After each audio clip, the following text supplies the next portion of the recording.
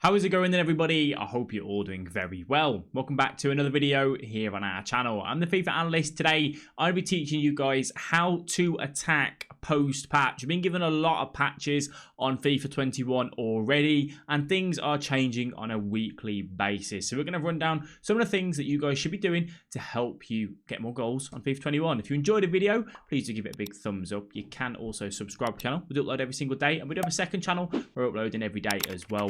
So a link is in the description for that if you guys are interested. So EA have gone ahead and essentially nerfed a lot of the scoring techniques and the ways you get past a man on FIFA 21. It's making it quite not necessarily difficult, because attacking is very easy in a certain sense, which I'll talk to you about in a minute. But then also, when you are playing against drop back and you've got the ball on the edge of the box, sometimes to get past the man, the skill moves have been nerfed a lot, which makes it a little bit difficult. But that's the first thing that we are going to go ahead and talk to you about. We're going to talk about the actual skill moves and what you guys can do and how you can use them to your advantage. And we do have a post-patch skill moves video coming very soon. So let's go ahead and talk to you guys about the skill moves that do work still on post-patch. Now, obviously, they did give these step overs a nerf. They are still viable and can still work, but one of the skill moves that's kind of took the reign, let's say, which will get its nerf next week more than likely, is the bridge, which is where you double tap the R1, double tap the RB button. That can work really, really well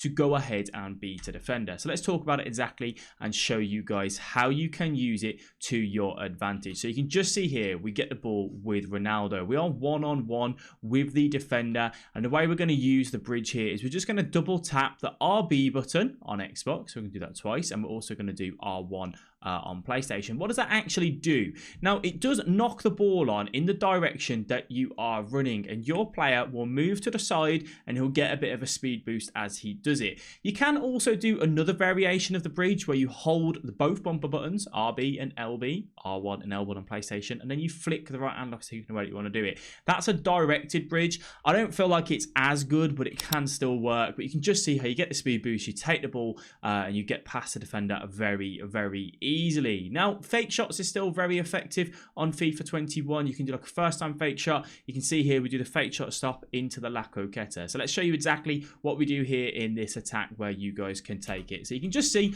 we're coming up against the defender now. We have obviously got the CR7. We want to use the first time fake shot. So this is where we have done X and then A, square and X on PlayStation. And we're doing that basically when the ball gets played from here to here, we're inputting that command no later than halfway of the ball being passed. Now, why is this? If you do it too late, so past this point here, you will more than likely take a touch, or you'll end up booting it into row Z. So whenever you play a pass from someone, just remember to input that fake shot command, that square and then X, literally no later than the halfway mark of that pass being played. We push the left analog stick in the direction that we want to go, and then we do a fake shot stop. Now, the fake shot stop into the La Coqueta or a fake shot stop into an Elastico is really, really strong this year. You can do a fake shot stop into a bridge as well. Why is this? Because there's so many different avenues and ways that you can actually take the ball when you get in this one-on-one isolated situation with the defender. So you can see here, the defender may think, you know what, he's going to go this way, he's going to go that way. If you go the bridge, you can go directly forward. If you do an Elastico, you can go either way. You can do the reverse Elastico, but we go for the La Coqueta. How do we do the fake shot stop? This is where you can hold RB and you can do X and A, and then same on PlayStation, R1 square and X. Or the fake shot stop that I do is I do a normal fake shot, but I let go of the left analog stick. If you let go of the left analog stick as you input square and X and A, it will just stop you dead in your tracks anyway.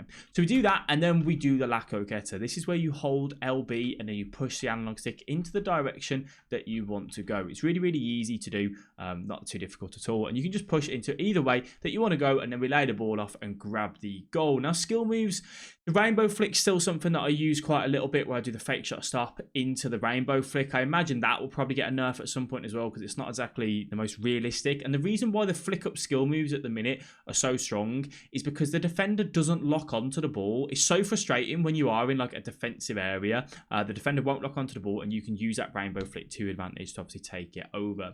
You will see a lot of the times inside the box, we use fake shots. We use drag backs, another example of the bridge there, just getting that speed boost.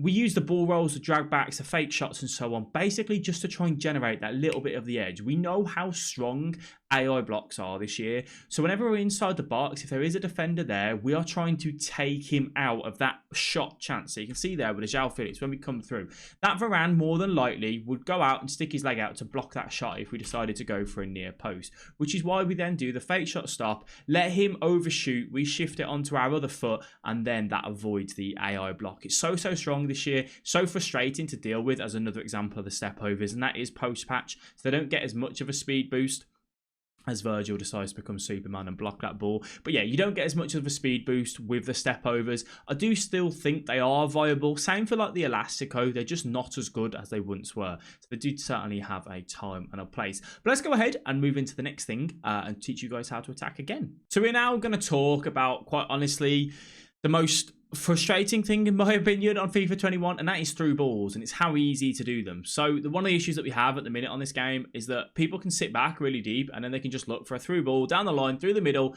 and kind of counter attack on the opponent.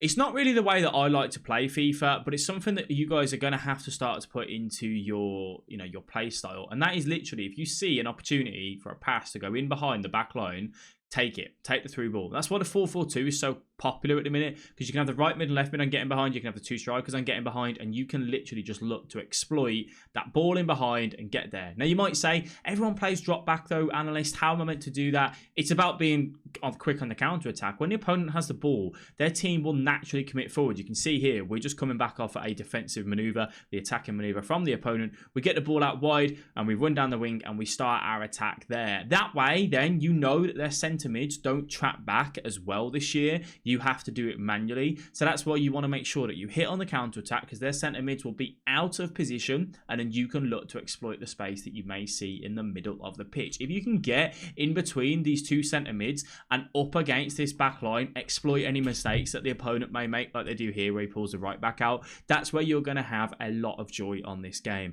It's not exactly, as I said, the meta or the play style that I'm a massive fan of, but it just is the way that the game works really well at the minute. So literally get the ball, look for a white through ball, a triangle through ball, and get the ball in behind the opponent as much as you possibly can. That is a quick, direct football. If you're a massive possession-based player, you still want to try and look for this if you get the chances, where using a lot of the L1, the LB passes will work really well.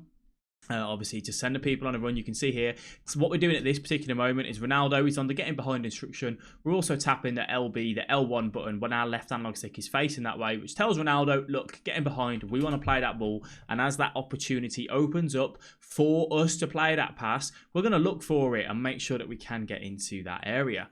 So the other thing that you're going to want to look to exploit, and we kind of briefly talked about this with regards to the through balls, is 1-2s, right? When you are in the final third of attack, a lot of people say, oh, my attackers don't move around, they don't get going, they don't give me options. This is where you need to almost make the runs yourself. You need to send people on a run by tapping that L1, that LB button. You can see here, Dembele started to make that run. That's where we've tapped that L1, LB button in the direction that we're facing, and that tells the guy off the ball, Dembele, let's go ahead and make a run. And he then links up, kind of makes that run there, and Mbappe can then attack the space that the Dembele has left. The easiest way, and why I tell people to do this, is every time you send someone on a run, it says to the opponent, the defender, are you going to track the run or are you going to leave the run? If they leave the run, you can obviously play the ball in behind. If they track the run, they're going to leave a space somewhere else. It's a game of chess at the end of the day. When one guy runs, they have to make that decision whether they want to go with him or not. And that's where you can easily get in behind.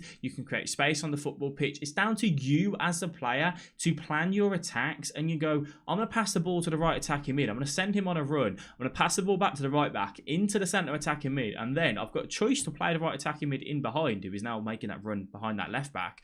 Or I can go and attack the centre-backs and get up against his defence. And it's all down to you then as a player to make that decision and do that. And just doing this will help you aid massively in attack. So I'd highly recommend using the L1, LB button just to send people on a run. Obviously, the creative runs, we've done a separate video on that, along with a player lock feature. It's not something I use massively, if I'm honest with you, but it certainly can help and give you a little bit more diversity in attack as well. It's very easy way to kind of, do it. And obviously, as you get better and more used to it, you will certainly score more goals. One thing to pay attention to though is don't tap the L1, the LB button too many times inside the middle of the pitch, because if you start sending your centre mids on loader runs, you're going to get counted on. It's going to be very easy for the opponent to get onto your back line and then score goals that way.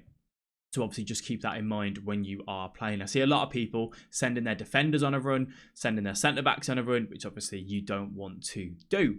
So that is it. That is how to attack. That is the best ways to attack on FIFA 21 post-patch. I'm sure we'll have another video of this in about a week and a half time once we see even more tactics and post-patch and patches released and all that sort of stuff from EA, but we will take it from there as and when. If you enjoyed this video, please do give it a big thumbs up. If it's helped, let me know down in the comment section below. What sort of videos would you guys like to see in the future? I want to thank you all very much for watching. It is greatly appreciated, and I'll catch you guys in the next video.